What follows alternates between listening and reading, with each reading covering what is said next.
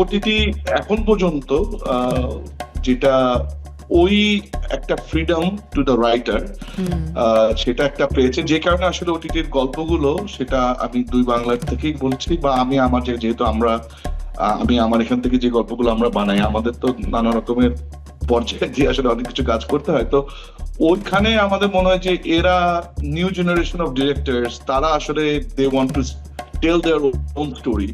সেই জায়গাটায় আসলে ওরা গল্পগুলো বলতে পারছে, সেই কারণে আসলে ওটিটির পপুলারিটি বা জনপ্রিয়তা বাংলাদেশে ধীরে ধীরে অনেক বেড়েছে। এখন তো আসলে অনেক প্লেয়ার ইন্ডাস্ট্রিতে, এবং সবাই যার যার জায়গা থেকে ভালো কাজ করার চেষ্টা করছে। এবং দিন শেষে যেটা হয় যে আমাদের আসলে যেটা হয়েছে, সত্যিকার অর্থে আমাদের চোখ আর কান দুটো তো আসলে নানা কারণে নষ্ট হয়েছে, না খুব ভালো কন্টেন্ট না পাওয়ার কারণে।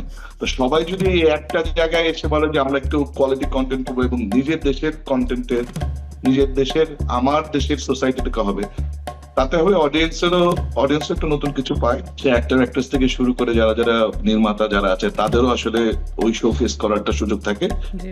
আমরাও সার্ভাইভ করি। এই হলো টোটাল ইকোসিস্টেম।